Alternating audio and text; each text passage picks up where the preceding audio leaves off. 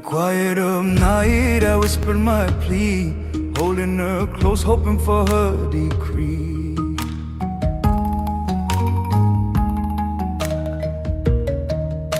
The river holds its breath. Oars tap like careful fingers. A wet frame scrapes across a bench, and somewhere a single hand lifts a paper lantern until it breathes and takes the night. Tonight, the light is patient and small, and it remembers. Walk the temples with me, and let's follow the hands that keep river nights bright. Hello, I'm Samnong Bradley. Ancient stones, modern stories, warm welcomes. In this episode, 3 keepers of lantern nights. First, the papermaker, who bends fibers in sun. Second, the flotilla keeper, who times 1,000 small lights so they don't drift into each other. And third, a family elder who knows which names are said aloud and which are kept sacred. Listen for the sounds, the scrape of pulp, the hush before launch, the ripple of oars. By the end, I'll share sensible, vetted tips for visitors who want to watch or commission lanterns respectfully. Quiet stones, loud stories. Let's begin. Before we step down to the water, a little context. Lanterns come in many forms here. Small floating bowls, simple frames that rise above the river, and seasonal shapes tied to particular festivals. Some lanterns bear donor names or brief phrases. Other inscriptions are private, passed between families. We will not give step-by-step ignition instructions, nor will we share exact launch locations or private donor lists. Those details are kept with communities for good reason. Think of this as a listening invitation, safety and privacy preserved, curiosity encouraged. Our first keeper is Chenda, a papermaker who works in a shaded yard behind her house. She learned from her mother, and her tools are deceptively simple: frames, a basin, and the rhythm of water on fiber. She told me, smiling, that good paper listens to the moon. At the bench, she moves slowly, dipping, shaking, smoothing. The pulp makes a sound I can only describe as a soft rain against wood. When she speaks about the fiber, her voice is precise. Which tree bark, how many rinses, the day you leave the sheets to dry because the wind is right. You can feel that the paper remembers those hands. Listen to that. The scrape as a frame is lifted. The little sigh of wet paper settling on a line to dry. Chenda explained apprenticeship this way. First, you learn to notice. Then you learn to time. Timing is not a secret service. It's an oral calendar. Moon phase, the humidity in the morning, the way neighbors' fires change the air. Apprentices learn by watching and by being given small responsibilities until they can see what an experienced hand hears. Chenda laughed when I asked about mistakes. She said, a bad sheet becomes an offering, not a lantern. There's generosity in that. Things are not wasted. They are redirected into practice or given to the village shrine. She also asked that if anyone wants to commission paper, they contact community-vetted makers rather than arriving with cash and instructions. She told me she is paid for interviews and recordings, and that commissions should respect the maker's time. That was an important promise when we recorded: payment, consent, and the right to review how their voice is used. Next, the flotilla keeper, Van, who runs a crew of 6 on festival nights. He's a listener by trade. He reads wind and tide. He listens to the river the way a musician listens for tempo. Van described rehearsals that look a bit like dance: spacing, call patterns, and the slow breathing between launches. He explained the moral of his work just as plainly: protect the flame, protect the people, protect the river. He refused to give procedural details on air, but he was generous about values: containment, spacing, and community oversight. When I asked Van about timing, He smiled and said, "We wait for the place to agree." That line felt like both humility and craft. The crew practices with mock lanterns. They use non-flame markers for spacing, and elders supervise the order. Van also told a story about a night when the wind changed suddenly.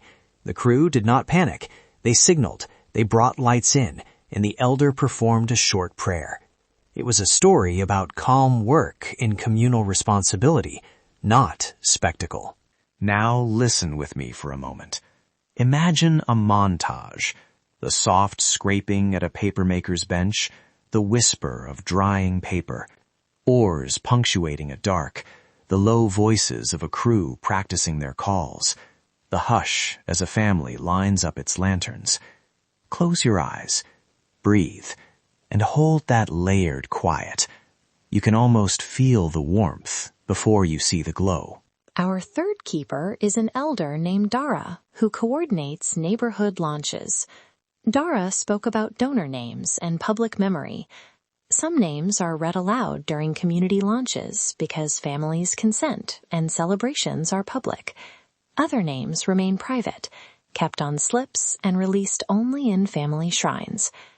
Dara taught me that negotiating who appears in public is an act of care. It's not secrecy for secrecy's sake. It's about respect and preserving relationships. Dara described the small negotiations that happen at a kitchen table. What to write, who to name, which line is for public remembrance, and which is folded gently into a private ritual. He asked listeners to remember, never ask for private inscriptions to be revealed, and never pressure makers to reproduce sacred texts as souvenirs. Those words followed us through the evening. The culture of lantern nights is as much about restraint as it is about light. A practical note for visitors. Ask before photographing or joining a launch. Respect requests to avoid photography near private offerings. Commission lanterns through community-vetted makers listed in our show notes, and follow flame safety directions given by local hosts. We do not provide on-air ignition instructions or GPS coordinates. If you're curious about safety specifics, we list accredited local partners and resources in the notes. Contact them rather than improvising on your own. Before we close, 2 small things I asked every keeper. How do you want the world to remember lantern nights? And what do you want visitors to do? The answers were similar. Remember that these are neighborhood practices first. Show up with humility. Pay fairly if you want the maker's work. And listen before acting. That, more than any photograph, is how the light endures. We also took care in recording and editing to follow community requests. Makers received payment and copies, donors' private inscriptions were not publicized, and the technical, procedural elements that could cause harm were left out. If you want to support these keepers, check the show notes for vetted contacts and commissioning guidelines. They asked for that so their craft can be sustained, not exploited. Light is listening. It keeps the stories of those who made it, the hands that release it, and the families who remember. When a lantern slips into the river and the reflections scatter, what you are witnessing is not just a spectacle, it's a living archive of care. Thank you to Chenda, Vaughn, and Dara for teaching us how to be careful guests in their nights. If you loved this quiet walk down the river, subscribe to the show so we can keep bringing you field stories like this. Quiet stones, loud stories. Samnong Bradley. Listen, learn, belong.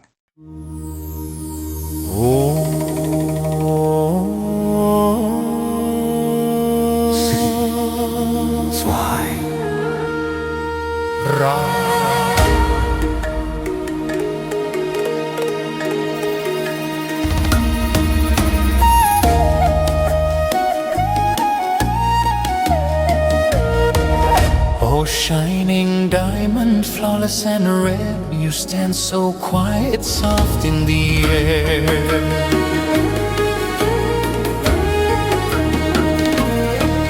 I dared not to rush you, feared you'd flee. Your heart too pure to belong to me.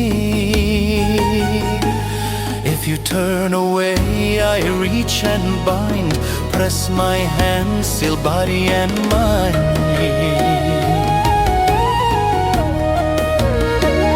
Your brows I trace, your breath I steal, this mark I place is dark and real. From this moment break and fall, hear the spell, obey the call.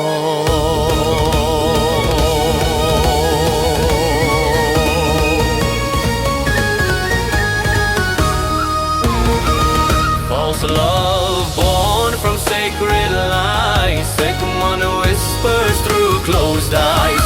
Follow me, don't fight, don't run, your soul is caught, my work is done. Empty will, your light undone, under spell, under Sigmund.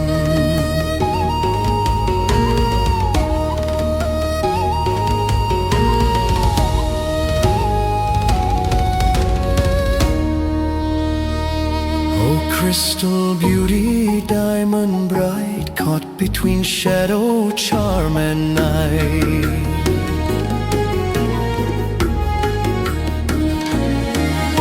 Time won't save you, truth won't last. This vow is carved, the line is cast. My words are smoke, my touch is fire, I bend your heart to dark desire.